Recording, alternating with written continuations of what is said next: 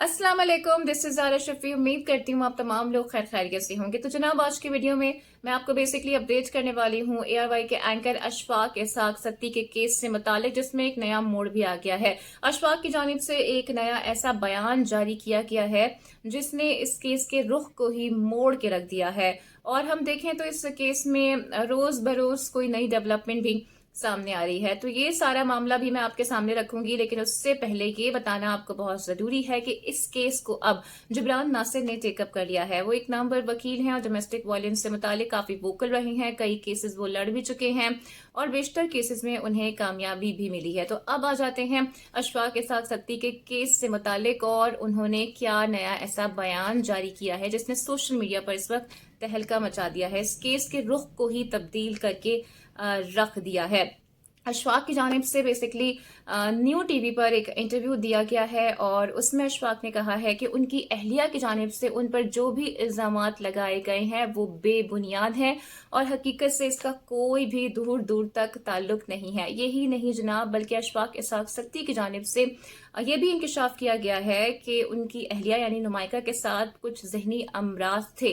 वो डिस्टर्ब हैं मेंटली तौर पर और माजी में भी वो इस तरह की हरकतें कर चुकी हैं। ऐसी चीजें माजी में भी उनकी तरफ से की गई हैं कि जहां वो अपने आप को घंटों घंटों कमरे में बंद कर लेती थी और अपने आप को नुकसान पहुंचाती थी। हत्ता कि वो ये भी कहते हैं कि उन्होंने अपना सर भी दीवार से खुद ही मारा है।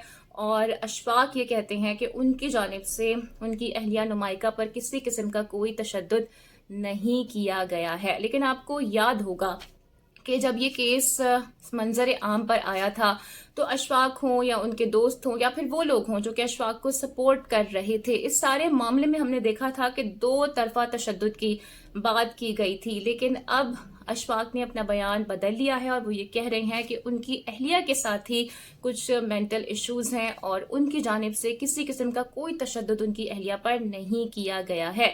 अब सवाल यहाँ पर ये बनता है कि क्या कोई खुद पर इस किस्म का बहीमाना तशद्दुद कर सकता है, खुद को इतनी अजियत इतनी तकलीफ पहुंचा सकता है? कैसे कोई खुद को घंटों घंटों कमरे में बंद रखेगा और कैसे कोई अपना सर दीवार पर और दरवाजे पर इस तरह पूरी तरह से मार सकता है? खैर, कानून ही इसमें अपना रास्ता लेगा। क्या सच है क्या झूठ है वो खुद ही मंजर आम पर एक दिन आ ही जाना है।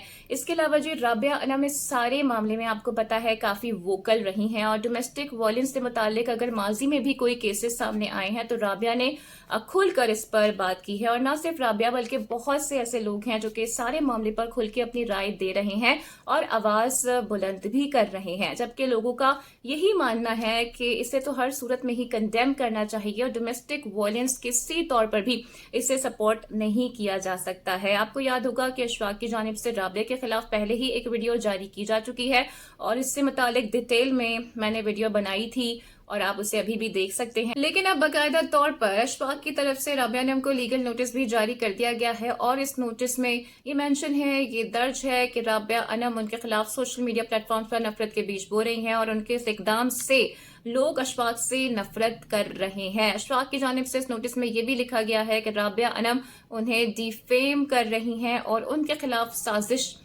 की जा रही है। इस नोटिस में अशफाक की जानिब से राबिया से यह भी मुतालिबा किया गया है कि वो अपने किए पे फिलफौर माफी मांगे और अपने तमाम सोशल मीडिया प्लेटफॉर्म्स पर ये लिखें कि उनके खिलाफ जो वो इकदाम कर रही हैं, जो मनफी प्रोपेगेंडा कर रही हैं, उस पे वो नादिम हैं, शर्मिंदा हैं और जो कुछ भी उन्होंने लिखा उसे वापस लें। जबकि अशफाक की जानिब से राबिया अनम को 10 करोड़ रुपए हर्जाने का नोटिस भी जारी कर दिया गया है और ये भी कहा गया है कि राबिया अगर 7 दिन के अंदर अंदर इसका जवाब नहीं देती हैं तो फिर अशफाक राबिया के खिलाफ कानूनी चाराजोई का हक रखते हैं। राबिया अनम की जानिब से भी इस पे रिस्पॉन्ड किया गया है और राबिया ने अज़राए तफन्नुन अज़राए मजाक ये लिखा है कि मैं तो खौफजदा हो गई हूँ, मैं डर गई हूँ। अब हम इस सारी सिचुएशन में ये देख रहे हैं कि ये एक ऐसा इशू है, एक ऐसा मामला है जिससे हर सूरत में कंडेम करना चाहिए, लेकिन अफसोस के साथ कहना पड़ता है कि इससे जस्टिफाई करने की भी यहाँ पर कोशिश की जा रही है। तशद्दुद हो, मारपीट हो, डोमेस्टिक वायलेंस हो, इसे तो किसी तौर पर भी सपोर्ट नहीं किया जा सकता है। और मेरी